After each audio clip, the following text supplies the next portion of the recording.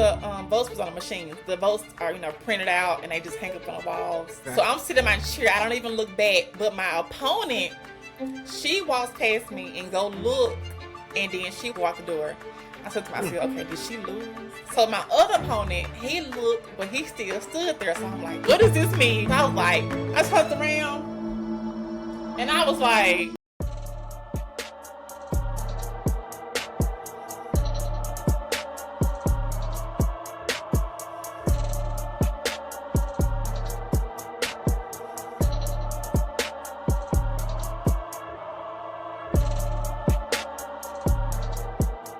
Welcome to Life Untold, another episode. And today you have your host, Paris Harrington. And today we have a very, very special guest. We have a political enthusiast, legacy leader, and trailblazer, Miracle Matlock. How you doing today? Fine. How are you, Paris? I am good. I cannot complain. So to start off today, I'm going to start with just some quick questions, right? Some quick questions. Okay. So, favorite TV show? Favorite TV show, The Cosby Show. The Cosby Show, okay. Favorite actor on there? It would have to be Felicia Rashad for sure. Okay. And Claire is there Huxtable, a reason? can't go wrong. Okay. Well, she's just so very classy, and I just see myself in her so much. So she's like my ego for sure. Okay. Awesome. Okay, so tell us a little bit about Miracle. Miracle was born in Milwaukee, Wisconsin, which some people probably didn't even know that, but I was raised in Carthage, Mississippi. That is my home. That's where everything for me began. Raised in a two-parent household, a sibling of how many of us? 6, I think, and I'm the baby. So, of course, I was the spoiled one. Born and raised in raised in Carthage, Mississippi. Mother of 2. Graduated from Tougaloo College. Got my master's at Bill Haven University, and I'm just, just here maintaining, trying to learn new things, gravitate, adjust, because life would be moving. Okay. That it does. Yes. Okay, so let's pull it back just a little bit. So, growing up in Carthage, what was that like? What was that experience like? Kid, Miracle? It was quite an experience. Like I said, I grew up in a two-parent household, so everything, and it was just everything that I desire in a family, in a foundation. Carthage is a small town. We didn't have much, but we made it a lot. We made it much. I had a lot of friends, of course, so we always hung out, did things together. So we made the most of the things that we didn't have, in our area versus other places, big cities like Jackson or whatever. So growing up there, it was a journey, it was an experience, but it was something that I never take for granted. Especially with my own children. So it was quite an experience that I just remember and love so much. Okay. So, and I hear you say two-parent household. So what were parents like growing up? Because I know parents can be a very pivotal thing in a child's life. So what was parents like? You know what? My parents were not strict. Okay. Which some people, it may surprise people because of my father, but my parents were not strict, and that's something that I appreciated so much because they never sheltered me from anything. So I grew up experiencing a lot of things, and once I got older, I was like, I already been there and done that, so I don't care to do it now. So that was one of the things that I loved most about my parents. They were very supportive in everything that I did, which wasn't much, but whenever I did do something, they were very important. Like, for instance, when I was in middle school, I wanted to be in a band so bad. My mom was like, "Girl, you know you don't want to be in a band." I was like, "Yeah, all my friends was in the band," so I was like, "I want to be in a band too." So I decided to get in the band, play the trumpet. My daddy paid over $4,000 for this trumpet, brand new trumpet. Man, I was in the band, thought I was doing it, didn't know what I was doing, didn't know how to read no notes. I was just in there because my friends was in there. So here we are. It's time to go to ninth grade, to the high school. And, in the high school, the bands marched on the field during games. And when I found that out, I was like, peace. I was like, no thanks.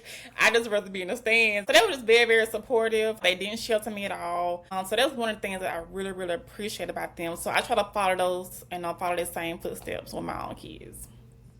And that's an awesome thing. I know you mentioned 6 siblings. That's a lot. That's a lot of running around. That's a lot of people to keep up with. Did you and your siblings get along a lot? Were you, if anything, like me and my brother? I mean, you would have thought it was UFC before UFC came out. So, what Yeah. was it like for Miracle? Yeah, so four of them were already grown. So Okay. I was really raised in a household with only one, which is of course my brother just like next to me, which is a baby boy. So I wasn't really in the household with the oldest four, but I was with the one next to me. So, but it was definitely like UFC. I was his practice person for wrestling, so I would get body slammed all the time. But I enjoyed it because I spent time with my brother. He had this car. He would wipe down all the time, and when he go riding around the hood, I be want to go too. He was like, "Girl, come Yeah. on." So we had a lot of bonding time growing up as well as the fights. So I appreciated them both. Okay. Yeah. Now, when we talk about Carthage, you look it up, small town. Is the country life fulfilling, as people say? Like a lot of people say, man, when I grow up, I just want to get in the country. I want to relax. Is it as fulfilling as people think it is? Um, it just depends on the lifestyle that you want to live. I think for the more younger generation, they want something more, a little bit more fun and exciting. And then as they get older, they want to revert back to that quiet, settled country life. So I lived it for a long time, of course, and then I recently decided to go to the big city life. It was definitely an adjustment, but I really appreciate it for myself and my kids. Okay. Now you said you don't think that you can have that kind of fun in the country, or I mean, from what I Yeah, I see, mean, so in the country, you can do more. Is like riding four wheelers, horse riding, that country life, the quiet life. They have the trail rides and stuff. But I've never been into that. I've never been into that. I don't even know how to ride a four wheeler, drive one, nothing. So I just like I would just be feeling so out of place. So I'm a city girl. I rather just go hang out, shopping, something like that. Yeah, nothing wrong with that. I'm a person. I stay away from the mud too. I'm like, eh. Somebody had bought yeah. me some cowboy boots not too long ago. They're like, yeah, you can get in the mud with 'em. I'm like, bro, they cause some grip. I'm not getting in no Yes. mud with them. Yes, yeah, and it's fun too. I imagine how fun it is because I see the videos and stuff. So I'm sure it's a lot of fun, but it's just not my cup of tea. Hey, And I I don't knock understand that. nobody that loves it for real. Hey, come on, come on. So Yeah. when we think of childhood, Miracle, do you recall any pivotal moments that you still remember to this day that kind of helped to make the person that you are today? Um.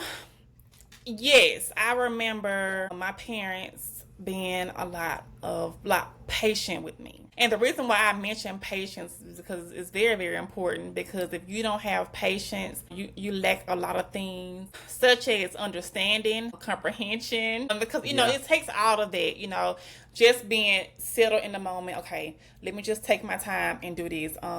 My father was very, very patient with me, even during the times I got in trouble. I skipped school in high school one day with my friends, with my friends, We got to and find them friends now. Come on. yeah, with my friends. And I just remember my father calling back to back, and I'm like, oh my God, y'all, my daddy just calling.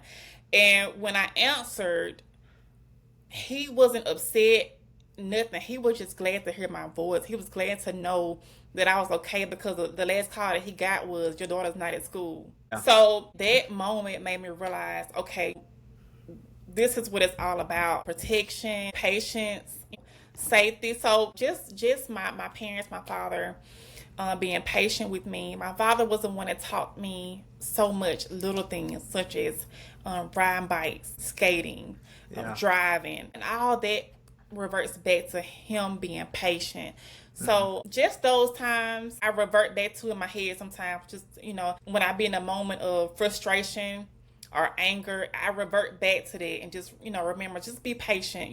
Things are move forward in the way it needs to if you just settle down a little bit. So And yeah. that's understandable. WWPD. What would pops do, right? Yeah, right. That's good. I like Hey, that, come Paris. on. Yeah. So we talk about it. Carthage High School. That's where you ended up going to high school at. What was it like being there? We know you said you were in. You kind of thought about that band in ninth grade year, but what was it like stepping into the high school during those years? High school was very basic. And I say basic because I didn't get involved in not one activity, Nothing. not nothing, no Ugh. sport, no nothing. I was like I keep saying, I was very close knit with my friends. So if they didn't do it, I ain't doing it, which is Mm-hmm. crazy because I'm dealing with it right now with my 14-year-old. So, Yeah. trying to encourage her to do things, but if she like, my friends ain't doing it, I don't want to do it. I'm like, girl, but I'm like, oh my God, I was the same way Yeah. because I can't tell her not one thing that I did when I was in high school. I wasn't Yeah. no cheerleader, no nothing. I called myself want to focus on my grades, but that didn't work out neither. But I still graduated though, so Hey, come on. it's like it all worked out. Okay, Hey, it don't all feel worked bad. out. Don't But feel yeah, bad. so my high school experience, it wasn't a bad one. I had a great high school experience. Like I said, I just wasn't involved in anything. You know, just went to school every day, hung out, had friends. You know, had fun with friends, and waited on that graduation day. Hey, come on. So when we know that you didn't do anything at the school or anything like that. So if you had to describe Miracle, then how would you describe yourself being in high school? Were you, hey, look, you said you skipped school maybe like once, but were you rebellious? Were you quiet? Were you to yourself? I know you said you was kicking it with your brother, kicking it with your friends, but how would you describe yourself being in high school? In high school, I was a big introvert. I talked to everybody, would hang out with anybody. I was friends with just about, all of my class. So we were all close knit.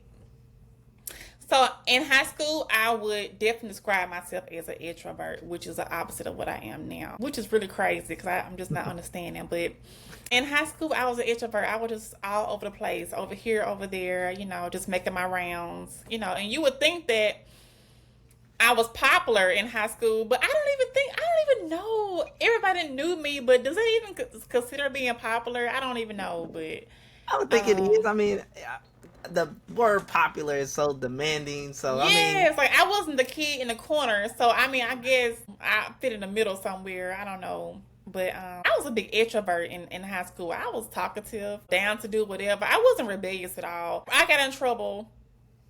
I mean, I say I wasn't rebellious, but I do remember being in school suspension, and I can't even tell you what it was for.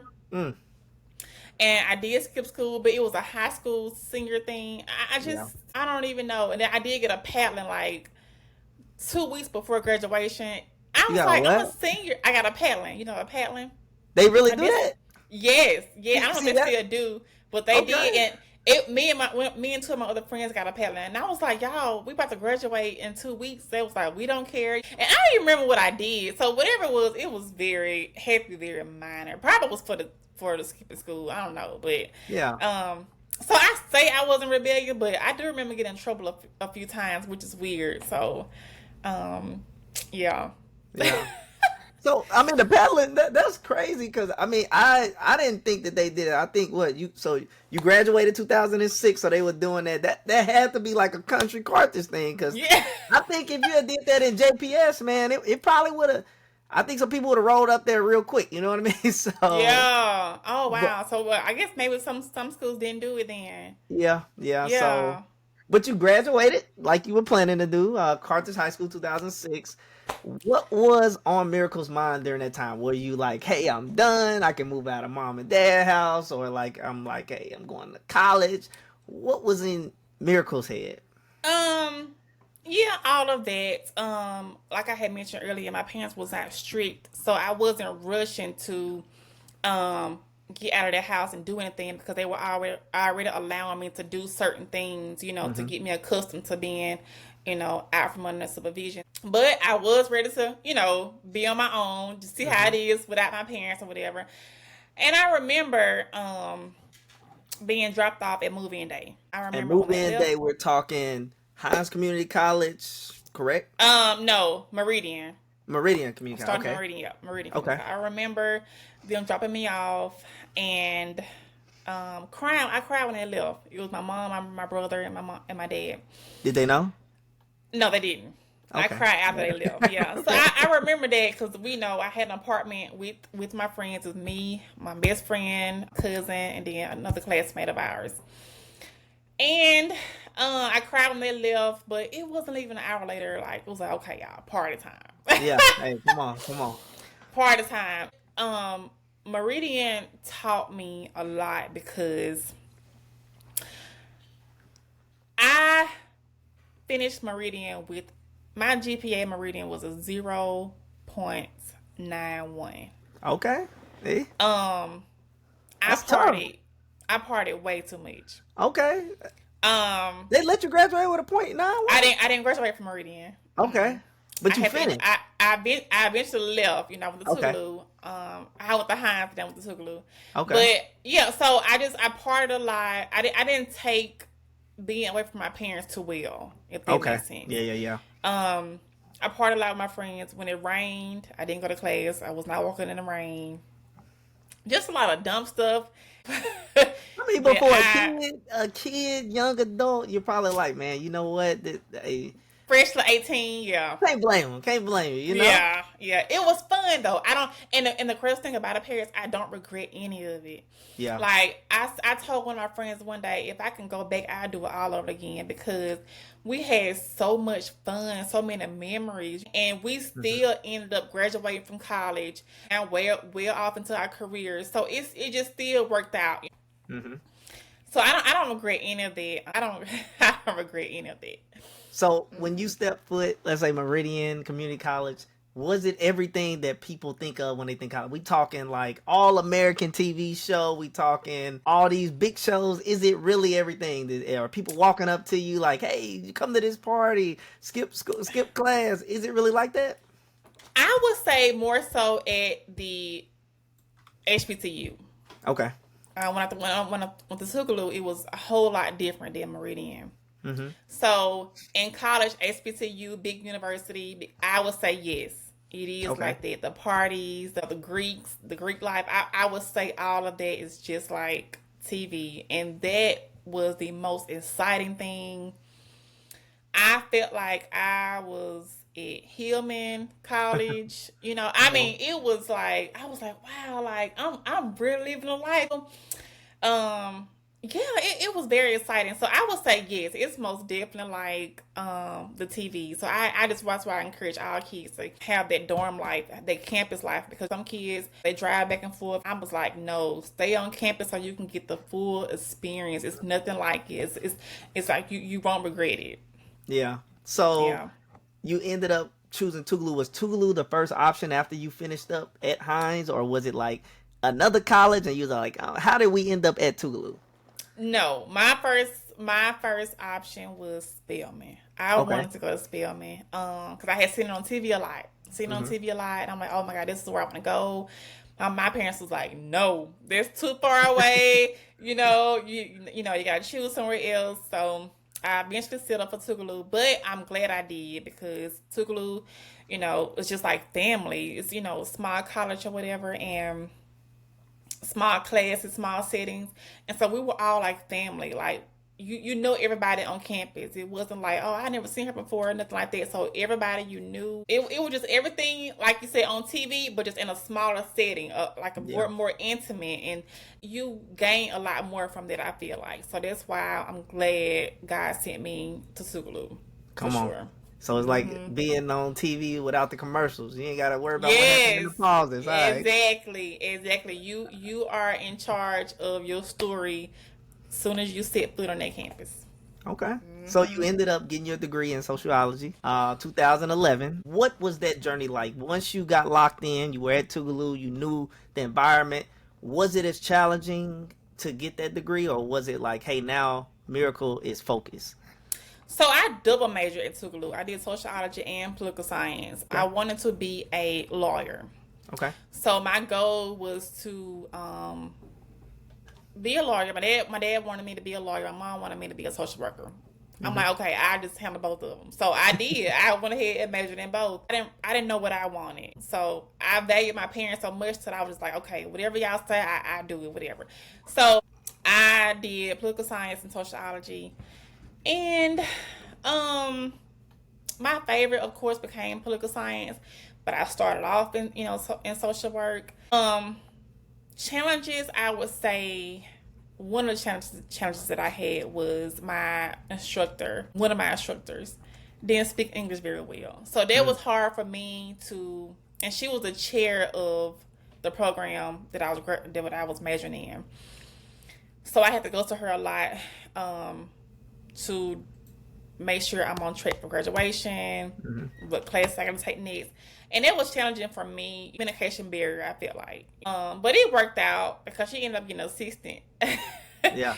That I, eventually just, worked with one-on-one. So yeah, as far as any other challenges that I had, I didn't really have any. Tougaloo it was pretty much all set for me. I didn't really have any issues. I love my school, my alma mater. I love it.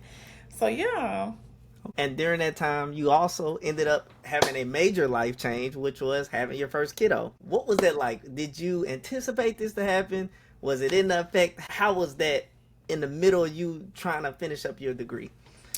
So I had my first child 6 months before I graduated Tougaloo. Okay. She was not planned at all. Yep. If I must say, she was not planned at all. She came and like I said, she was born November. I graduated the following May. So that last semester of mine, I had to commute back and forth, which wasn't bad at all. But I was pregnant. Well, I mean, I wasn't pregnant, but I had a newborn at home. So that could be challenging as well. But I did it. I did it because I knew I had to. I felt like, I knew I had somebody looking up to me. So I had to, keep going. And I was almost there. And getting pregnant my last year at Tougaloo, I felt like there were a lot of eyes looking down on me. So that motivated me even more to make sure I kept going. I'm sure a lot of people didn't expect me to graduate after that, but I was like, no, I don't have a year left, so I'm going to finish this out, And then even after that, I kept going. So it was very rewarding for her to be there. Yeah. See her mom walking, even though she had no idea what was going on. But, she was sitting there, Google eyes, and just, yeah. She was like, say, "You were there. Yeah, a little 6-month-old baby, for sure. But it was very rewarding, so I appreciated it all. When you look at it, about that same time, about a year after that, you ended up getting a significant position at the Mississippi Department of Children's Protective Services. In 2012, how did that opportunity come? Was there something that you were looking for? I know you said the parents somewhat had you divided, one lawyer, one social worker. How did you end up pushing towards that? Well, in order to go to law school, I would have to go keep furthering my education. And I wanted to take a break, especially with having a newborn at home, a little girl at home. But by the time I started with Child Protection Services, my daughter was 2, I think, or just... Yeah, she was 2. So I got the job because the supervisor there was my classmate's mother. Okay. So at that time, it was about who you know. So yes, that's how I got the job. My high school classmate's mother, and I was like, you know what? I was thinking like, what if I never talked to him in school? She probably like, I'm not hiring her because she never talked to him. Yeah, so we don't talk ourselves out of a good situation just because we do something, Yes. So yeah, I got it through her. I think the interview was probably like 5 minutes. She was like, "How your parents doing?" It was like it was an interview like that, because she already knew who I was as a person. So she hired me. Man, when I started there, it was so tough. Like I remember getting my first case and getting sent home the same day. Now, was it because you solved the case, or because it was just so tough? It was very tough. I had she was 5, I want to say, 5-year-old. That had chlamydia. And so I cried so much because I was like, what the hell? I guess I couldn't believe it. And I was like, oh my God, what have I got myself into? I was like, oh my God, what have my mom got me into? Because she wanted me to do this, So I was just like, I was so torn. I was shaking because I was just like, I don't know how to interview this child. She's like, you know what? My supervisor was like, just go home and just lay down and just come back tomorrow refreshed or whatever. So I went home and I was just like, I didn't even know if I wanted to go back. Yeah. Because I was just like, people are really abusing and neglecting these children. Like, oh my God, I did not know that I was really about to deal with stuff like this. Like, I don't really even know what I was thinking, but Paris, I went home and I just got to thinking like, okay, if I don't advocate for these children, who is going to do it because they can't advocate for themselves. Yeah. So I went back that next day. I talked with their family. I, gathered all the information I could, and I made sure that perpetrator went to jail Yeah. and still in jail to this day because I was just like, no. So after that, the fight was on. I was ready for whatever. So I guess starting, it was just a big barrier for me to try to adjust and realize that this stuff is really, really going on right here around me. You see it on TV, read about it in the news and stuff, but then having to just face with it head on, that was really hard for me. But yeah, so it took that one time, and after that, I was reading. I was like, who next? Who else wants some? Yeah, and I'm right there with you. I remember going to my first police call, and it was domestic violence, and there was a woman. She ended up having a black eye, a baby leg was dislocated, and when I walked in, this was the first time that I ever seen someone when somebody say that love can make you do something crazy, right? And I said, ma'am, we just need to know verbal statement. We can get a physical statement, that'd be awesome. Just tell me what happened. She said, looked me right in my eyes and said, I fell on the rail going up the stairs and my baby fell with it. And the guy was sitting on the curb saying that he did it, and it was just crazy because you see how humans can be altered because of how they feel. So I definitely understand that. So when we look at your career early, we talked about a low point, but what was one of the most rewarding experiences that you had early in your career? Do you remember? Rewarding it will always be getting children either reuniting with their families or getting them adopted with new families. Yep. I felt like getting them adopted occurred more than it should have because, there's nothing like your own family, but when your own family is just not willing to do what it takes to ensure that you are safe and protected, then you have to move forward, termination of parental rights and things like that. So, my most rewarding will always be either reunification with the family or adoption. I've had a little bit of both in court. When a judge made their decision, the tears fall, the hugs, the pictures, and so it's always rewarding for me to see children in a home that's safe from what they dealt with or just a whole 360 of what they used to deal with their own parents. Okay. And I could definitely understand it because me being a person, I was adopted, lost both of my parents early in life. So I was adopted by my great aunts and my great uncle. And that definitely, when those adoption paperwork, even though I was a kid, it was cool because my last name used to be Washington. Like, oh, now you got a new last name. I'm like, oh yeah, I'm a new person. Yeah, I'm off the chart. So it was definitely a good experience. So I definitely could see how that could be very rewarding. So we moved forward just a little bit. August 2013, you ended up getting married, and you're working, and you got a daughter. What was that like? What was married life like? You threw that one in on me. Well,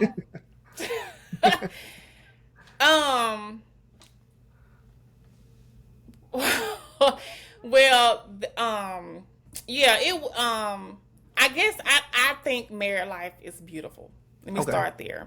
I think being married to the person that you love is very rewarding. Having someone that supports you, someone that loves you, someone that's genuinely there for you. However, in my first marriage, I did not have that. Yep. I got married for the wrong reasons, and so that kind of backfired on me. So my first marriage was not the ideal marriage that I would wish on anyone. So I'm just kind of glad that I'm out of it. Yeah. And I'm looking forward to my next one. Gotcha. Yes. So that means you would do it again?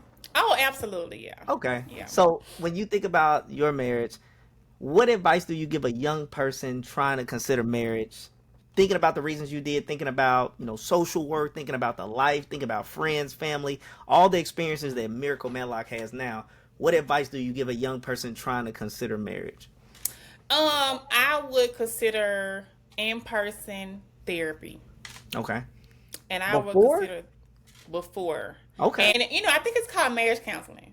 It well, is, not marriage counseling, but what is it? Premarital counseling. I don't Premarital know. counseling. Yeah, yeah, Yeah, that's yeah, it. yeah. So I would definitely consider that because you can be with somebody every day, be with them for years, but there's always going to be something that you don't know about a person.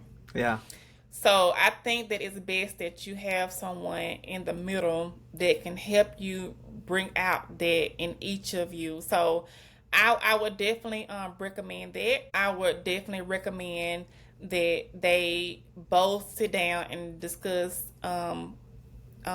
what they're alike on a lot of things such as parenting, finances. What are we alike on this, and what are we not alike on this? yeah. Those little small things will help along the way. And quite honestly, in the end, you might still get married. You might decide, well, this may not be for us Slow or down, whatever. Yeah, Yeah, let's just yeah, keep dating for a while. But yeah, so I would definitely recommend that. I definitely would not recommend someone doing it just to prove a point.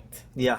Or just to say I have a husband, or just to say I have a wife. I definitely wouldn't recommend that. So yeah, I would recommend taking the necessary steps beforehand, so Yeah. you won't have to on the back end. And I'm glad you said that because I ask a lot of people that come on the podcast, people when they're not on the podcast, those kind of questions, just because yeah, I've never heard somebody recommend that. You hear it a lot. I've seen it on TV. I watch a lot of TV shows. I write TV scripts, so hearing someone say, "Hey, you should do premarital counseling prior to that's a powerful thing." And I guarantee some people out there watching them about, you know what, let's give it a try, because the counseling will sometimes get the perspective that, hey, this is a bad thing, when it could be, hey, we're just learning about each other. We fast forward a little bit with that 2013, something in Miracle is like, hey, I need more education in my life, and you start to pursue your master's degree in healthcare administration at Belhaven. What popped up in your head and made Miracle say, you know what, work is not doing it, I want more?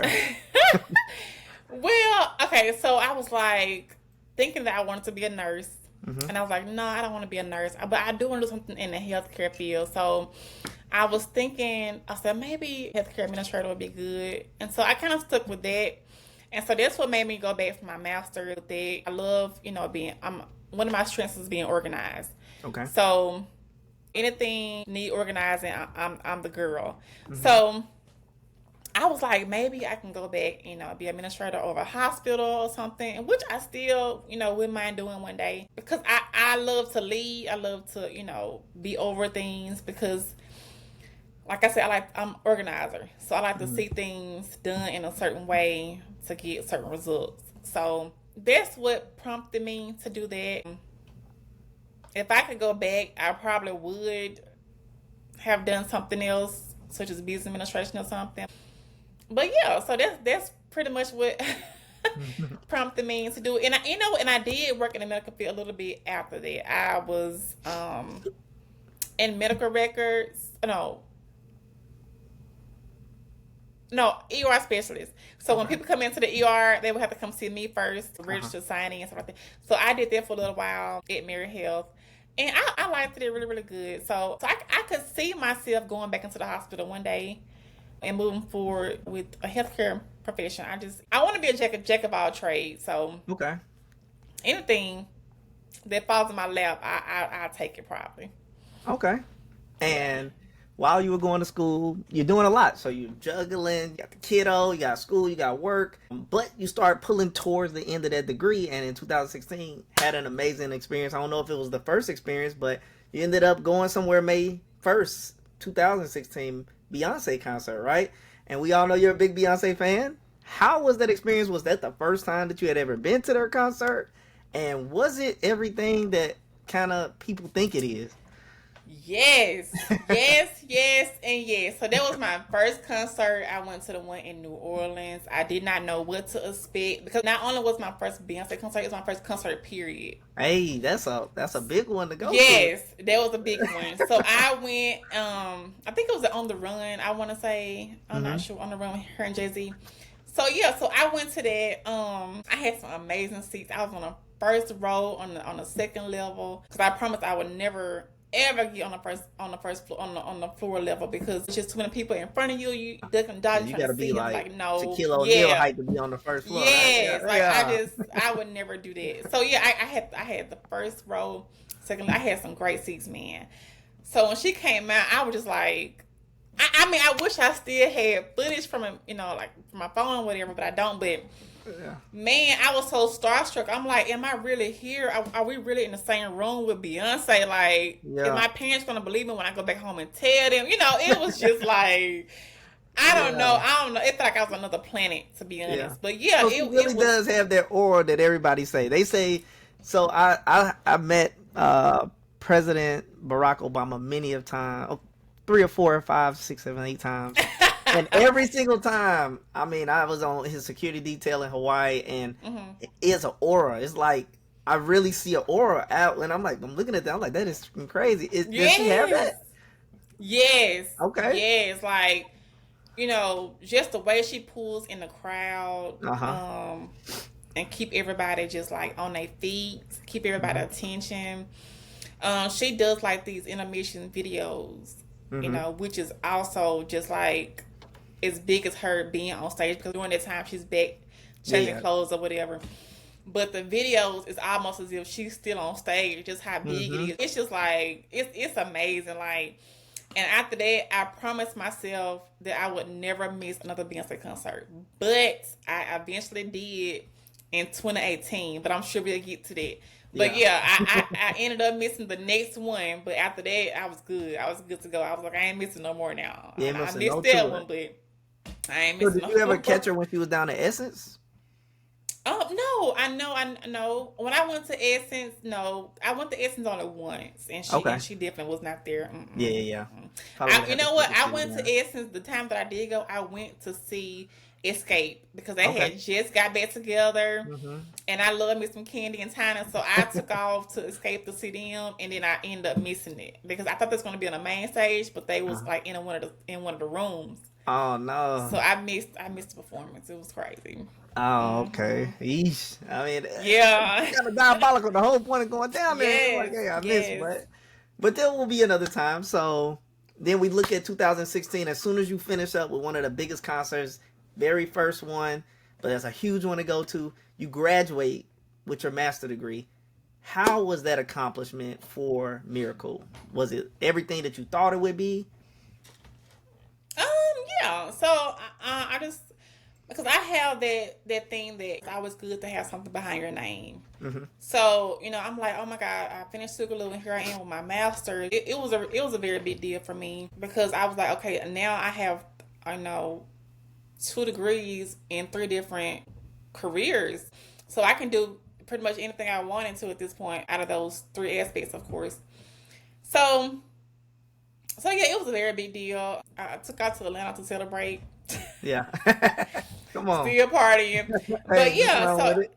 yes, and by that time, Edison was 6. My oldest was 6. She was 6 years old. So I was also showing her that it can be done. And at the same time, I was also making my parents proud. So it Yeah. was all rewarding, all the way around. All the way around, it was all rewarding. So. And that's a good thing that you said that because a lot of parents, I think nowadays, they don't think about it, especially the young parents don't think about that. I'm living proof of it. I went back, I started going to school after I got out the military, very successful career, retired, and everybody like, why are you going back to school? I'm like, it's just something to do. And then as I did it, I started learning. I'm like, hey, this is actually a powerful thing that you're doing. Like I did it all backwards. And the job that I have now, I don't need my degree for it, but now I'm starting to see the power of a degree, each degree that you Mm-hmm. get. So doing it to show kids, hey, this is something powerful that you can do. This is something that's a great thing to do. So I know you said that you ended up going to another Beyonce concert in 2018. No, Was I that missed one that just one. you I missed? missed. Oh, that's the I one you ended up missed. missing. I So ended up missing the one, and that was her next one after 2016. I okay, ended up missing that one. but we know why you missed it is because August of 2018, Miracle got it in her head that she's like, you know what? Something is going on in this world in my hometown, and I need to be a part of it. So you decided to campaign for Alderwoman of Carthage. How did you come up with that decision to do that? That decision was very, very easy for me. Well, I had bought my first home 3 years prior, Okay. 2015, in Carthage, of course, and it was in a different ward than my parents, and so Um, that year in 2018, the alderman that was in my ward was decided to run for mayor. So that seat was becoming open. So I'm like, so actually, it wasn't my first choice or idea. My mom called me and she was like, hey, the Alderman in Ward 2 just called and he wants you to run for Alderman. And I'm like, no. I was like, no. And she was like, why not? And I was like, what am I going I'm not ready. I'm so young. I was 29. I Okay. was like, no, I know I'm so young. She was like, girl, you nobody care about that. I said, well, let me think about it. Okay. So it was about a week later, and keep in mind, my father had no idea these conversations was having because he never came to me about doing it or anything. Mm-hmm. So I called mom back. I was like, go ahead and call him back and tell him I'm doing it. She said, you gonna do it? I was like, yeah. You know, Call she's me like, with it. okay. What you Yeah, like you don't want to call me with it. So I did it. So it was like I said, it was an easy decision after thinking about it because my father was an alderman for 18 years. Okay. So I grew up with a secondhand experience of how it works. Watching him campaign, being involved in his campaigns. So I kind of knew the workaround of everything. So I wasn't really a stranger to it. I do it. And plus I had my political science degree. So why not? I'm not gonna go to law school, so why not put it to use for something else, right?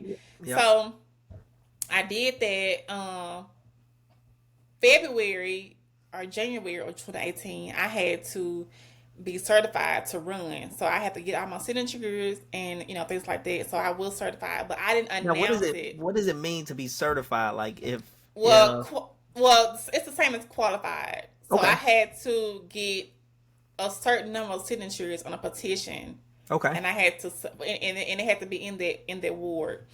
And I had to submit to City Hall, and they had to go over each signature to make sure that person was registered in that ward. And then after that, I was qualified to run. Now, was it like what we see on TV? I like to revert back to TV because that's something everybody knows. Where you're walking door to door. Hey, my name is Miracle Yes, Matlock. And I would love for your signature. This is what I'm doing. it's exactly like that. It's exactly Okay. like that. I think the only difference would be for me though. The only difference with me was that I went to people that I knew Okay. in my ward, so it wasn't me trying to prove myself to everybody. They're like, "Oh, you Frank my daughter? Oh, yeah." So I really didn't. I was like, "You sure? You don't have to. I don't have to tell you." Like, girl, no. It was a lot of hard work I had to do as far as signatures or whatever. So, got the signatures. I got qualified back in February 2018, but I didn't announce it till months later in August. Okay.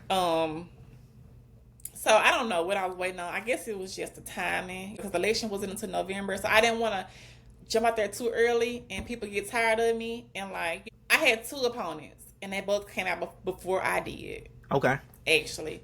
So you came out the woodwork. They just come out the woods and they're I like, came out "Who the is this?" woodwork. Right? Yeah. I came out and it was pretty much game over.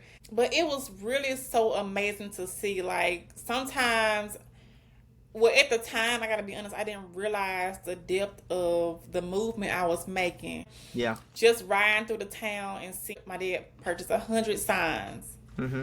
and just riding through town and seeing all 100 signs out throughout the city of Carthage was very amazing to see. I was young. I was 29. I ended up turning 30 before I made my announcement.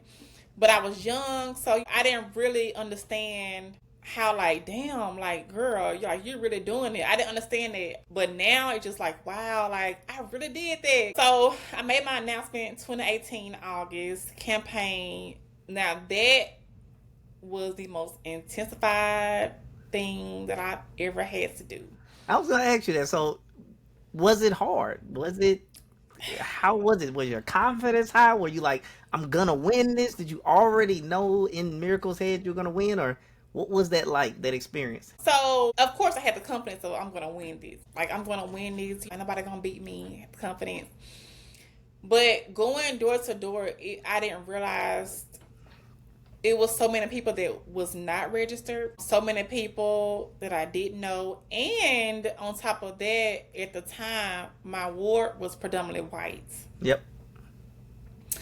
And so here's this little black girl Yeah. going around trying to get all these race votes. That was challenging for me. I have to admit I was a bit intimidated because I was just like, I feel like I have to prove myself more now, because I feel like sometimes, and not all the time, your people will be down for you regardless, but sometimes you just have to prove yourself more to other people. So I was in that situation, and I just remember my dad was like, you got this. Just make sure that you keep showing your face. And so that's what I did. And one of the things that he also told me was, make sure you keep the same hairstyle. Okay. Because my dad knew I love to switch it up hairstyles. So he was like, make sure you keep the same hairstyle so people are able to recognize you. And he was so right about that. He was so right about that. So I kept this same black bob my whole campaign. So everybody see me, they automatically knew, oh, this is Miracle Matlock. Yeah. So I was out campaigning. I ended up getting 62 people registered to vote. Nice. In my ward alone. Yeah. And what's crazy is that, I had 2 opponents, and it was easy. When it's 3 people running for the same thing, it's easy to split the votes. Yeah. And having a runoff or whatever, but city elections don't have runoff. So I was like, okay, I already know the votes can be split because it was 2 blacks and 1 white running. Yeah. So I'm like, okay, the black community got 2 people. It was crazy. But. And you ran as an independent, correct? Yes. Okay. I was intrigued to see that you ran as an independent. I'm like, that's awesome because not a lot of people, 1, that run as independent, and then 2, that actually succeed in it. Yeah, right. So. Here we are, fast for week of election. I done gathered all my friends that I can think of. I had got food catered at the house, and we are fixing to do my last campaign trail. Mm-hmm. I split everybody up. We all split up and then met back at the house. We ate and we laughed talked about stories when they knocked on somebody's door and we just had fun with it. And I was very, very, very grateful to have my friends to help me during that process. But so it was that Saturday before election. So Sunday, I'm at home resting. I'm getting my mind right. Here we are 2 days later, my fate is going to come to an end, Yeah. I'm either in or I'm out, Monday, I'm doing the last few follow-ups through social media. I'm not going out to nobody's house. Social media follow-ups. So here we are Tuesday, election day. Oh my God. Paris, I think I didn't leave out of my house until like 1 o'clock that day. I was so nervous.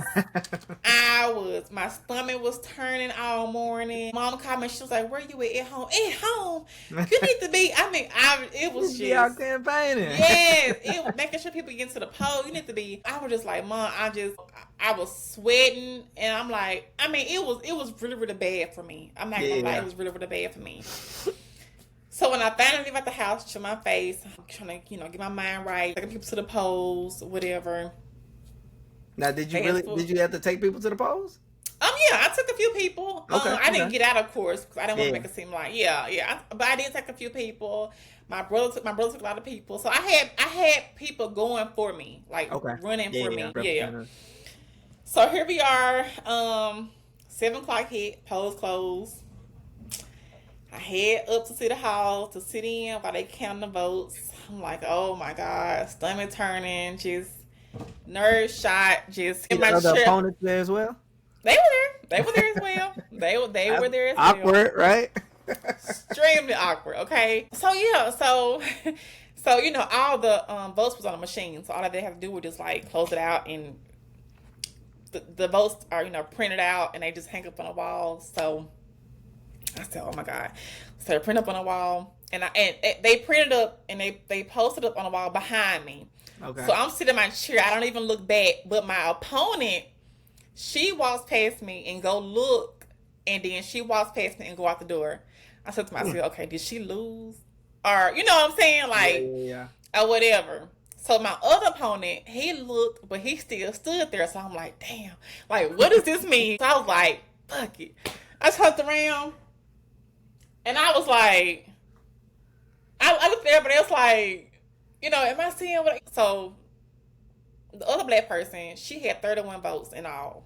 Mm-hmm. So she left, of course. So I had 130. No, I had 120 something, 130 something, 120 something, 130 something. Either one. And my opponent was like literally like right behind me. So the next thing was to count up the absentee ballots. Yeah. And so it wasn't over. It wasn't over.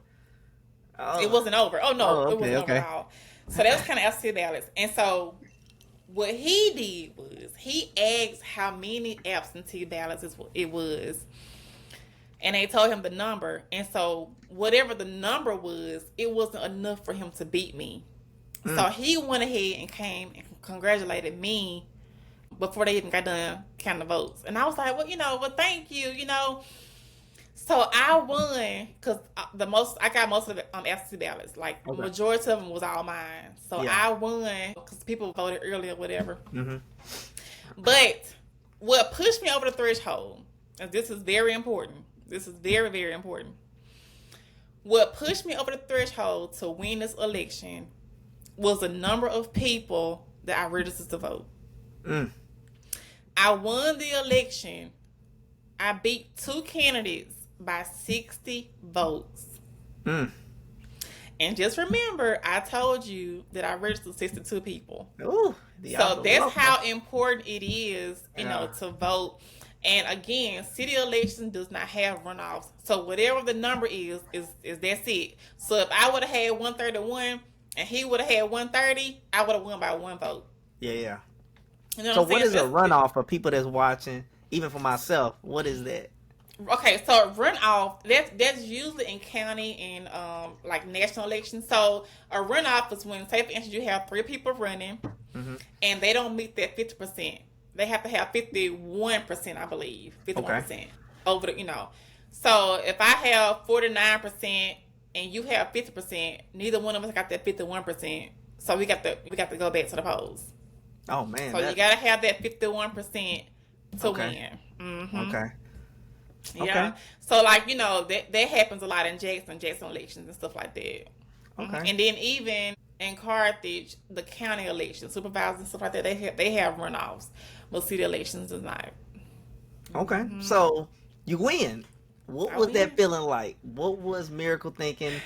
Was that a milestone in your life? What was that? Most definitely. The first thing I did was walk out the door and call my dad. He was at home. I had him stay at home. Like, I got this. Don't worry, because he had been through it too many times. I just wanted him to just rest. I got this. I got this from now. When I called him, he's like, "Oh my God, congratulations!" I was like, "Thank you." If it wasn't for him, I just don't think I would have been able to push through, even though it was never his idea. So I had to come to terms with it's time to get to work.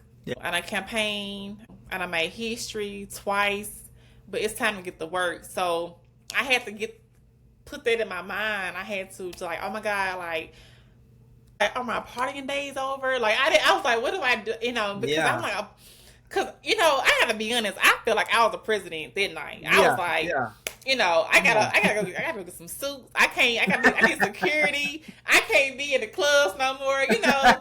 This is big shit for me. Yeah, come on. So I had to come to terms with that. And so, one of the things that I did love though is that I remained true to myself and who I was.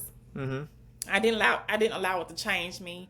I still hung out with my same friends. I still went to lounges or whatever, and and I still did my work for my community, which was the most important thing. So it was a very big milestone. Going January, the following January, I got sworn in. It was at the courthouse, full of people. It was just like it was a really, really big deal. Just something that I would never forget or take for granted. And so I just hope that, like I followed my father's footsteps, I just hope that my children do the same, So I just try to keep that balance and their legacy alive. So Okay. it can all work out. And you Yeah. made history. That is correct. You first African American alderwoman, the youngest alderwoman in Hmm. Carthage history. And throughout your years as a alderwoman, what do you feel like your biggest obstacle was when you were trying to help the community, trying to do the different things that you were trying to do? Um. Well, the biggest one was when it was time to vote for things. We were a split board, and what I mean by a split board, you have your Republicans on one side, your Democrats on one side. Yeah, in the At middle. the time, it was a Democratic mayor. Mm. So even though we all ran independently, we all vote for who we vote for, vote for Hmm. what we vote for, rather. And so that was really hard because I was at the time what you call the like my vote on the board mattered the most because I can vote either way, Correct. either Yeah, yeah, side. I yeah. can vote with them or I can vote with them. So So you that probably was had a lot something. of dinners then, because, hey, you should come out with us and let me buy you dinner. Listen, Hey. I definitely had a lot of phone calls. I will Okay. say that I had a lot of phone calls, a lot of people unhappy with me. Uh-huh. A lot of relationships ruined to this day. To this day, a lot of relationships, ruined and never, never came back. So it was hard. I mean, I can remember crying some Hmm. nights after board meetings, and I was just like, this ain't what I signed up for. It's It's gonna like, be, right? yeah, You're supposed to be what's happy. You're going supposed to be on? helping Like, people. so my father told me one night after the board meeting, he said, "Listen," he said, "when you make a decision, you stick with the decision. You Yeah. never go back and change your mind." And he told me that after I did change my mind on a decision because I made a decision on something that the black community was not happy with. Um, and so I got so much scrutiny behind it. It was really, really bad. I was like, they are tearing me alive. Like I thought I was gonna have a black burning cross in my yard. Yeah, That yeah, made yeah. sense. So I went back from this board meeting and changed my vote. Mm, And it was after that my daddy was like, "Don't ever do it again." yeah. He's like, Now, did you change it because you saw a different perspective, or you changed it because at that time you were like, I don't like the response I'm getting? it was the latter. Okay. And that's why I regret changing my vote because, I didn't stand my ground. I Yeah. just changed it because I was so afraid. Oh, okay, y'all can stop bullying me now. Yeah. I changed it. It was that. And again, it's also being young and not Mm, having, that experience. But now, if I make a decision, I'm sticking with it so you can get out my face. yeah. So yeah, back then I definitely changed it because I was tired of all the bullying, all the dislikes, all the threats. But I didn't like that. and the thing Yeah, that you see in life is no matter what, you still got that. You still get it to yeah, this day. Like I always tell people, somebody gonna yell at you, somebody gonna scream at you. You're not gonna be the first, and you're not gonna be the last. Oh, they don't like me. You're not gonna be the first person that don't like yes, me, and you will not be the last person. So I tell a lot of people, don't go through life trying to please people, because if you do, you're gonna have a long, long life. Either you okay with me or you're not. And if you're not, it's more than enough world out here for doing it. And I could definitely relate to where you're coming from, because I had a point in my career, I was never forget it, 23 years old. One of my Marines had just got in trouble. I mean, the kid wanted to get out the military. He was, doing crazy stuff for against his wife. He's out doing drugs. He knew what time to be at work. He would show up purposely every day at a different time. He's on restriction. He's got his pay cut. We had to go to a board, get everything established, and get his punishment. And they were like, "Hey, Paris, you're his acting staff in CIC, which is his head person in charge. They tell me we need your decision. Remember what the military and the Marine Corps stands for." So me being the person I am, I'm very trying to be thoughtful. Hey, look, this right, man's got a right, family. Hey, look, I think y'all should just strip him of his black belt, which which is martial art belt. I'm like, yeah, he had to get a waiver in Iraq to get it. It was something he was passionate about, something he still cares about if he don't care about anything else. And I remember a sergeant major and a colonel coming out. They're like, "Hey, Sergeant, let's talk to you." tells me straight to my face, don't you ever look weak like that again. He's like, you got to remember that the military and an organization stands on rules and regulations, right? So when you make a decision, you think about, you knew all the decisions you were making when you made that decision. So you knew what was going to happen when you did drugs, you did this, you did that. You stand on the code of conduct, even if it hurts you, because if you don't stand for the organization, who will? So I can definitely understand how it was a lot of people looking at me sideways, like, "Hey, Paris is weak. Hey, he cares about people too much, and he doesn't stand for the organization." And it took a while to get over that. So I can definitely see that. So it's not easy when you feel like the whole world is against you. Mm-hmm. And like we mentioned, Carthage is a small town. Yeah. And when half the small town is against you, it's not a good feeling. So I definitely was like, okay, y'all, I got it. I turned on vote. But now looking back on it, I regret it. And my dad, he didn't like that I did it because he knew why I did it. Yeah. Now, if I would have changed it based on a different perspective, then he probably would have respected it more. Mm-hmm. But because I didn't tell him that I was doing it, and when he found that I did, he didn't like it at all. He was like, "No, don't you ever do that. When you make a decision, you stick with it." Yeah. So that's why it's always good to have that patience, mm-hmm. And get an understanding before you make a decision. So when you do make a decision, you can stick with it and stand your ground. Correct. And I agree with you uttermost on that. And yeah. So July 21, a great thing happened, and you got the honor of renaming the park in Carthage after your father, Dr. Frank Matlock. Can you share, was this something that you were working on, something behind the scenes? You already told us that, hey, Pops didn't even know I was running. So was this yet again miracle? Like, hey, I got something in store, and I'm about to make some history, and I'm going to do something that was well-deserved. Well, I'm glad you mentioned that because I had nothing to do with it. Okay, awesome. Hey, that's great. Which is even great. And what's crazy is that, of course, I was on the board then. I was on the board when it happened. And so people automatically thought that it was my idea and I'm the one. I had absolutely nothing to do with it. Okay. The other alderman that was on the board, which took his place. Okay. When my dad retired, the other alderman, it was his idea. He had been, saying that he wanted to do it for a very long time. So he thought it was the perfect time to go ahead and do it. So I couldn't even vote on that when they brought up in the board meeting. I couldn't even vote on it. I would have to sit there and let everybody else vote on it. Yeah. Because of that. So it was not my idea at all. It was not my idea. Didn't even vote on it. Couldn't vote on it. So, but I'm glad that someone thought of him enough to want to do something that major. And you got to have a big impact on somebody for them to say, hey, I want to rename anything. You know what I mean? You have a hard time renaming their kids. You want to rename a park. Yes. So was there anybody that you saw during that voting that didn't vote for it?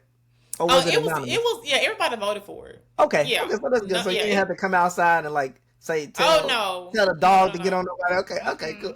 No, there was no issues with the voting at all. Okay. So how do you feel like that contributed to your family's legacy, having that park named after your dad? So I didn't really look at it and see. And what's crazy is that after that, people thought it was my father's park. Yeah. Which in terms it was not. It will still belong to the city. It's just named after him. So you would still do everything you do to rent it out, call City Hall to rent it out, pay this fee. Shut the park down for the day. It does. You can't tell you to go home. Right. It does not belong to our family. It's just named after him. And so that's, sometimes, that was hard to understand for people because they was calling at my parents' house asking to, was this date available to rent it out? And it was so weird, And people was inboxing me asking, can they rent it out on certain dates? I had to end up making a status, I believe, and letting people know, hey, still call, City Hall to rent it out, this and this. You trying to make no money off us? Should be like, hey man, $5,000? No, just we don't want no bribery. Yeah. So it was just a name change. Yeah. It was still run and operated by the city. But it was great. It was great to have because that park is in a lot of our history because Hmm. I grew up at that park just as well as half the whole black community in Carthage did, and they've always been named Lincoln Park, and so which is crazy because nobody knew who it was named after, and I think we later found out it was named after some white man, I believe, Uh-huh. and then nobody knew, Who the and Yeah. which is crazy, and then one person was like they thought it was named after Abraham Lincoln, you know, Yeah. so Yeah. Some yeah, so we generic great like, man. yeah, so the name change, if nothing else, was needed, you know, It because did. it Yeah. needed to be named after somebody in the community that the people know and respect. So it was very rewarding. I'm glad it was done. Um, and I'm glad I'm able to clear the air that I had nothing to do with the name Yeah. change. I couldn't Yeah. even vote on it. So And, and yeah, and that's a good thing because I mean I only met your dad I think twice, mhm. and the couple of times I did meet him, I mean I heard stories about him, and I haven't have no really relationship with him. I heard about one time he would just go through Carthage giving out $5 bills for Christmas, like giving out money for Christmas. Just hey, here you go, and I'm like, yo, that is the definition of Jolly Saint Old Nick. You know what I mean? That is Yeah. how Christmas and Santa Claus and the whole thing got it. So to know there was a person out there living up to that standard, and for them to be recognized is an amazing thing. So we pull it forward a little bit. 2021, Miracle has second one, right? Second kid. Were you excited? Was it expected? How? The second kid was planned. Okay, awesome. Okay. Yes, she was planned. I was very very excited. The goal was to have Edison someone at Yeah. home. I didn't want her to grow up without a sibling. She had siblings on her father's side, but once you get older, sometimes Connection. it never sticks. You know what I'm I'm saying? not even gonna say it goes Exactly, sideways. Sometimes that exactly, thing goes way left. You know. exactly. So I needed her. I wanted her to have a ride or die. My only regret is having them so far apart. Yeah. Yeah. But I'm glad it happened. But I'm glad it happened because they're very close. Because you know I try to make sure they understand that you know I won't always be here, so make sure that they have each other. So I'm glad I did that for her. So yeah, she is she runs the house, but it's all right. Yeah. We So adjust into it. so was first kid okay? Was she excited? Because I mean, a lot of you hear once again revert back to what we all know TV and movies. See the rival like I got a new kid on the way. No, no, I'm the only kid. Was she happy to have a sibling coming along, or was she Oh like, yeah, oh okay, yeah. She was 10 at the yeah, time. She's 14 now, yeah, so it has changed a little bit see, because yeah, it has changed a little bit. Corey gets on her nerves sometimes. yeah, And she be on the phone with her friends. Here come Corey. Corey like, can you take me outside? And they be like, so it has changed a little bit, but it still works out, you know. and that's good. It's always good, and I agree with you to the uttermost that having that connection. I had a brother, had older siblings, had an older brother, but me and him were only 18 months apart. We used to fight and bicker, but now, Mm. we still have issues, but man, that's my brother. I love him to death, and the connection will always be there. We've granted pushed away from the fighting. Now it's just playful words. Oh yeah. 2022, Miracle ends up looking into a deeper experience of an organization, the AKAs, right? How did we Mm-hmm. get to AKA? Most people look at it and be like, hey, that's college. We know you went to college. We know you said that it's like it is in the TV shows, movies, small knit, but you waited until later in life. How did we get to AKAs then? I've always wanted to be an AKA, because I felt like my personality and who I am just meshed with who they are as an organization. Being the first, it just Yeah. made sense. So the things they do in the community, I just always looked up to and valued pretty much. So funny story, I was not trying to wait until 2022. What happened was when I was trying to do it at Tougaloo, I was very close to succeeding at Tougaloo until I got pregnant. Mm-hmm. And so once I got pregnant, I had to just, let all that go. And Yeah, then what's yeah. crazy is that I went into labor the same night that they came out in probate. So I Oh was man. like, yeah, I wasn't gonna make it no way. Yeah. Like, hold So on, hold yeah, on, baby. I'll be right exactly. back. Yeah, yeah. Yeah. So yeah, I was definitely trying to do it at Tougaloo. It just didn't work out in my favor because I had my daughter. So once I got the next opportunity, I definitely took the opportunity, and I'm so glad I did because I love my organization. I love what we do. It just falls in line with something I was already doing, which is working in my community. And so now I just have a group of sisters, and so sorors that I can do it with. It's a bigger impact. So I appreciate that aspect of it as well.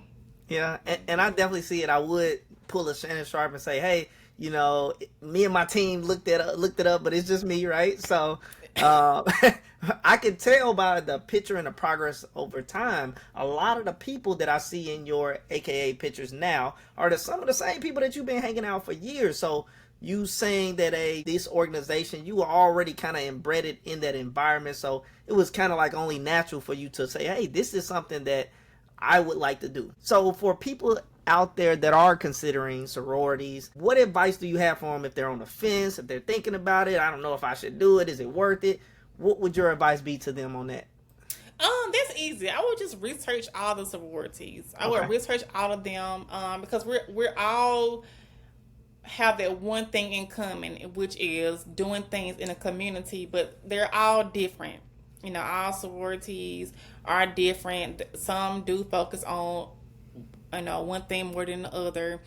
And then, you gotta be honest, some sororities, they have, just like a person have their own personality, a Mm-hmm. sorority have their own personality, and you just have to determine which one do you think you align with. Yeah.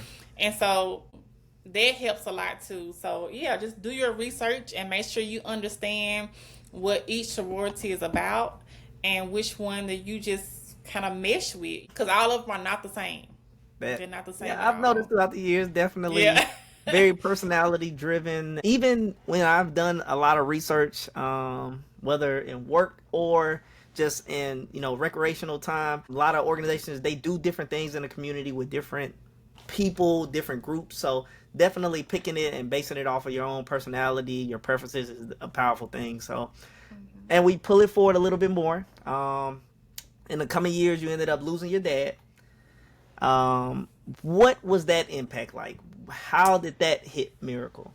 um yeah, that was a very, very tough time. It was a very dark time. Yeah. Yeah, so I just I'm sorry. No, no, you're good. You're good. You're good. But yeah, so losing my father, it was very unexpected. Um, it was nothing that I ever imagined myself seeing my life without my parents. Period. Yeah. Um, and what's crazy is that we know that our parents can't live forever, but I just never pictured myself without my parents, because my parents have always been there whenever I needed something or whenever I was lacking something. I knew who I can go to, and just coming up on that time to where now I don't have one of them to go to, and one day it's gonna be I don't have both of them to go to, Yeah. what would my life be like? Yeah. Yeah. So that was a very dark time for me. I'm still trying to come to terms with it. Mm-hmm. So yeah, it's hard. It's so hard. Yeah. And So like now, it's so like sometimes I don't even want to do things because he's not here to see it, yeah. which is Yeah. crazy. Because I'm like, if he can't see it, then it don't even matter. Like I know for a fact I probably won't have another child because he's not here to see this child. It's just a lot of things that I feel like I don't want to do because he's not here to witness it. And even though that's so selfish, because I feel like I would be holding myself back from things. Yeah. It's just, I don't know. It's hard, and it's only been so many months, but it still feels like yesterday Yeah. And that happened. So it's a thing that a lot of people are, oh, you get over it. It's not something you get over. I being a person, I've lost my mom in '96, lost my dad in '91, lost my mom in 2004, 2000 and no, swing it back 2010, Then I lost my dad a couple of years ago. So death, and I lost my brother in high school. So death is that thing that it's over our shoulders. You learn. I always say you gotta lean on the man above. Everybody's book was written before we were even born. So it's Oh not.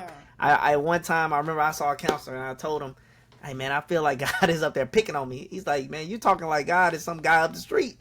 I'm like, Yeah. man, that's what it feel like at times. So I always tell people, you gotta continue to live life. You gotta continue to push forward. You gotta remember, if they were standing here, WWPD, what would Pops do? What would he want? Yeah. And it's easier said than done. And even me to this day, when it comes to my mom, man, it is crazy. Like I tell people, you want to see instant crying, just play a gospel song. It just, the Mm-hmm. waterworks just come in like instantly. It's like, Yes. Paris, you good? I'm like, bro, don't, just turn the music off. So people that have dealt with death and something similar, what advice would you give them? Even though you're still going through it, what advice would you give somebody now?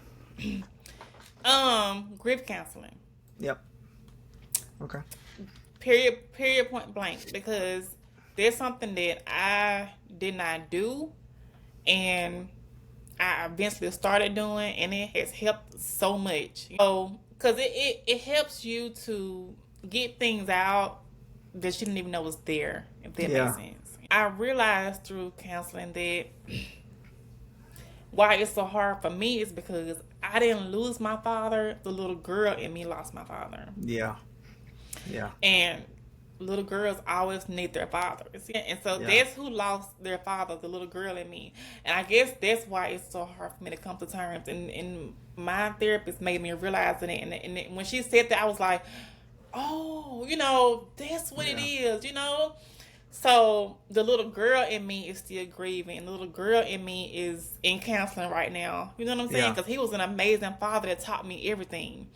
Yep. So now it's just like, what do I do now? So yeah, I would definitely recommend grief counseling all across the board because, like I said, it will allow you to see things that you didn't even know was there. Yeah. And once you do, like realize that, that's when you can start your healing process because now you have a point to begin. Yeah. Now you see what I need to start working on. Yeah. So And yeah, it's kind I most of the definitely. same thing where a lot of people like AA meetings, right? They say, hey, in order to Yeah. start it, you gotta admit that there is a problem, and that's when it starts. That's when your healing Yeah. will start. You gotta That's when admit it that I starts. am doing this. I am, and by you taking that step and going into that counseling, that's a very powerful thing. Especially being a black person. Black people don't really like to go to counseling. Don't like to go and talk to their problems about Mental health, somebody nothing. random, especially something mental. But yeah, so we end up pulling it forward, and you have done a lot of extracurriculum leadership seminars. Mississippi Black Leadership Institution, the Southern Poverty Law Center Advocacy Institution. What prompts Miracle to get into those things? Is it just you're at a point in your life and you're like, man, I need something, or are these opportunities just presented to you and you're like, hey, why not? So each time the opportunities were presented to me, and I just, took the opportunity. Like I said, whenever something is presented to me, I always take it up because if you're thinking of me for this opportunity, then I must mean something. You must see something in me that I don't see in myself. So I Yeah. always take the opportunity when I can. And these, especially MBLI, it really changed my life because I was introduced to a group of people that I'm still friends with to this day. I have learned so much. A person can say that they're a leader Mm-hmm. or aspire to be a leader, but just are you really a leader? Are you doing what it really takes? And so that program allowed me to realize and teach me things that I did not know that I Yeah. thought I did. So it started there. And then I just finished Southern Poverty Law Center, where their program is more about advocating, which is something that I needed to do because I already advocate for children, Mm-hmm. but advocating for justice is a whole different thing, which I don't mind doing at all because my father something my father did. Mm-hmm. So anything that helps me to continue to follow in his footsteps and continue his legacy, I will always do it. I Okay. always do it. And when you think about it from that point of view, the education still continues. So Miracle decides master degree is not enough. I need that doctorate. I need y'all to come up off the doctorate. I need it. I need you to go ahead and start the process. So you go back. Bellhaven has been that place for you. What made Miracle Matlock say, hey, it's time for me to start pursuing this doctorate in business administration? My father. My father got his doctorate. He was, of course, Dr. Frank Matlock. So I said, and I started the doctorate program while he was living. And so that also makes me sad because he won't get to see me finish it. Yeah, I did it because I wanted to be Dr. Matlock like my father. I wanted to continue to follow in his footsteps. So when I do finish, it will all be an honor to him, of course. But I do want to do something with it. I do plan to probably teach. I want to teach too. Yep. At the master level, at the doctor level? Yeah, yeah. So I look forward to that as well. It's all just to continue his legacy, following his footsteps, and just be Dr. Matlock like my father. Okay. Yeah. So are you doing any teaching now? I'll be done. No, I'm not. Which I said I wanted to start doing because I remember you mentioning to me. Yeah. A few months ago. Yeah. So I might look into that. But I only have a year and a half left for my doctorate, so okay. I feel like this should be, be here in a little while. So I'm looking forward to that because man, it's a lot of work. It's a lot of work. I'm not looking forward to it. What they saying, Drewski's like, I don't know which way this gonna go. Yeah. I don't know which way this gonna go because it's a lot of work. You know what? Master's level compared to doctorate is just like elementary. It's like master's is elementary work and doctorate is college work. You jump from elementary to college. It's like words in between. Yeah. They don't play around with doctorate. Like you have to be on your stuff. Yeah. I don't know if you're trying to deter me or you trying to. No, I mean I'm trying to help you get your mind right. That's hey, I like it. Hey, either way it go, I gotta go through it. I tell people that people always ask me, why are you pushing so hard? Because I'll be finished with. I got my master's done in 1 year. It'll be a year and like 4 months because I'll be finished this December. And people are like, man, what's next? I'm like, going straight for the PhD. I remember getting my bachelor's, and there were 3 dudes and a lady that walked across the stage. They were the only ones getting their doctorate. And then they said their name. The crowd went crazy. I'm like, I'm getting it. They're like, that's the only reason. Yeah. They said, that's the only reason you're getting it. I said, it's the only reason. I said, I saw them do it, and they were older gentlemen and ladies. And I said, if they can do it, I can do it. I'm not going to stop till I get it. So, weird Dr. reason. Harrington. Dr. Harrington, let's come get on. it. Hey. Yeah. Sounds good, don't it? Hey, do push it. Hey, come on. So, we talked about you going and furthering yourself with the educational side. We talked about how you're still in college, pushing for that higher degree.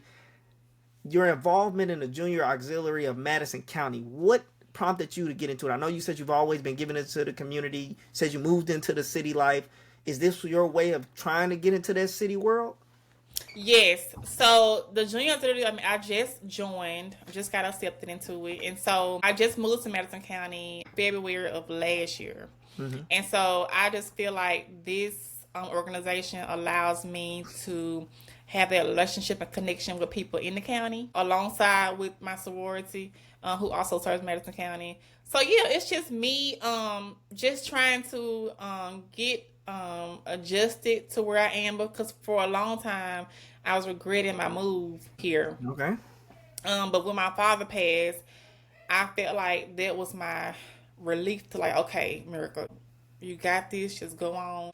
So joining that organization is just to allow me to serve in this county and make those connections and networks that I need to be successful in this county as I was in Carthage.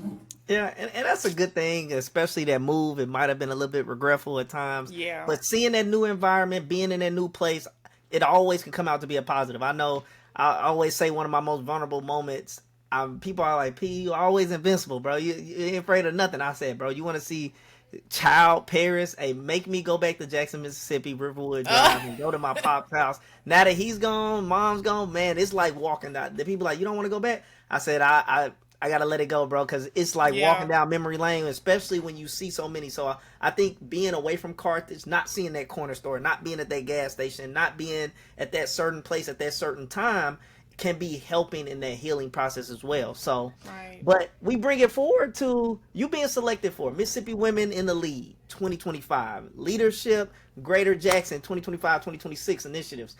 How do you feel getting all this recognition, the hard work, the dedication, being inducted into these organizations and getting these honors, knowing that all the hard work you put in, is this a good thing? How does Miracle feel about all that? I feel great. Like I had mentioned, like it's bittersweet because I'm getting all these things done. I'm great that it's sweet because my children get to see it. Mm-hmm. When they grow up, they can remember this and want to follow my footsteps. But it's bitter because my father's not here to see it. Oh yeah. And what's crazy is that it all began through him. Yeah. What he did. So I'm following his footsteps, and he ain't even here to see me. So it's Yeah, it's but just we all bitter. see, but we see Yes. that, and them kids, Yeah. man, them some big shoes. I don't know what kind of shoes you wearing, but they gonna have to wear Shaquille O'Neal shoes by the time they get Yeah, here. it's very bittersweet, but I'm appreciative of it all. I appreciate Yeah. it all, and I'm just thankful that that I'm chosen because everybody is not chosen. Correct. And I'm just grateful that I am. I just make sure that once I get what I need, I'm able to reach back and choose somebody else. And pay Yeah. it forward to somebody else. I just look forward to learning, to being teachable, to teaching others. 'Cause that's what it's all about. When you learn something, when you get wise, you don't just keep it to yourself. Correct. You gotta train up other people as well. So that's what I'm most grateful about is someone being able to say, Miracle Matlock taught me these. And I was like, oh, really? So that's what I want my legacy to be about, is for people to remember me as being teaching them, learning something from me just by watching me or whatever, being a good positive influence. Yeah. Per se. So And that's a good thing, and that's why I started this podcast initially, is because so many people, I've seen it throughout my career. I remember being at the Pentagon and working there and seeing so many people gatekeep. Like this is like it's so simple, but no one knows how to do it. It's like if they were to get knocked off the ends of the world, knock on wood, nobody get hurt. But if they were to get knocked away, no one else would know how to do it. The gatekeeping is kept. So sitting down and having these conversations can help somebody that's thinking about, hey, I don't even know what it takes to be an alderman, alderwoman. I don't know what it takes to be able to go and do it. I don't know what it's like to be in college and have an obstacle that I have to overcome and still be like, hey, I'm going to push forward. So it's always a good thing when you start looking at it from that point of view. So we pull it forward to future. Politics. Do you see yourself running for another office? Do you see yourself in the political world? What does that look like for Miracle? oh yes, yes, absolutely. Want to end up in the Capitol. Okay. You talking Washington D.C. capital, or No, you no, no, talking no, no, no. Mississippi capital? Mississippi Capitol. Okay. So yeah, I want to probably stop there though. Okay. I don't Well, see you know, myself as once you being, get on that being no, train, they gonna be like, "Hey, yeah, we need you going I up to don't see D.C." myself as being no president, no, nothing like that. But yeah, so I may look into a supervisor here in Madison County or something like that. But I do want to end up being either a representative or a senator here Okay. in Mississippi. Yeah. Yeah. So yeah, so the political life is most definitely not over for me. I am. That's the point of all this recognition. Yeah. All this networking and stuff. I'm getting back to where I feel like I belong. Yeah. And that's a good thing, I always say, because you're planting your feet. You have that opportunity. I would definitely tell you to take advantage of it. I myself, I thought about political offices many of times.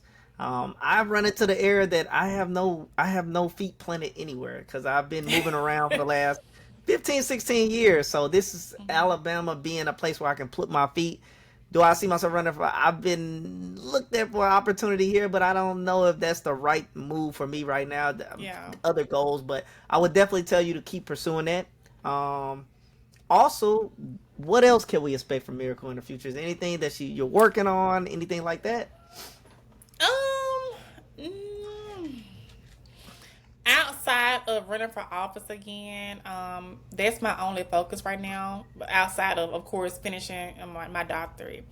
So Okay. finishing my doctorate and looking to running for office again is two of the things that's on my docket right now. Okay.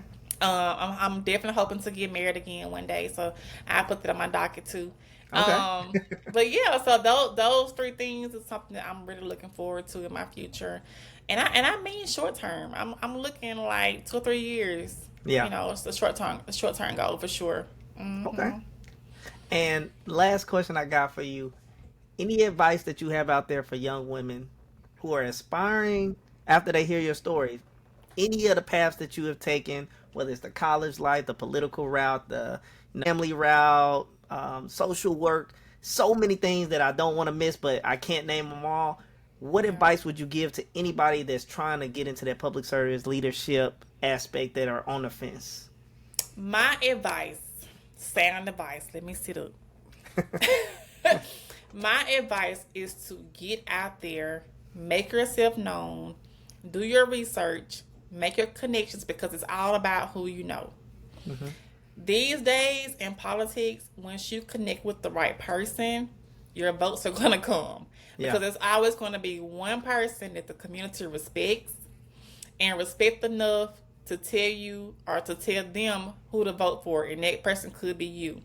And I say that because my father was that person in our community. You have no idea how many times our phone has rung on election days asking him who they're supposed to vote for today. Who they vote for today. It just takes one person that the community respects to trust to tell them who to vote for. So you always get out there, make those connections, make those networks, be a servant to your community, you know, show up for small things like little board meetings, don't just, do big things, do small things because people are always watching and people will Yeah. always remember.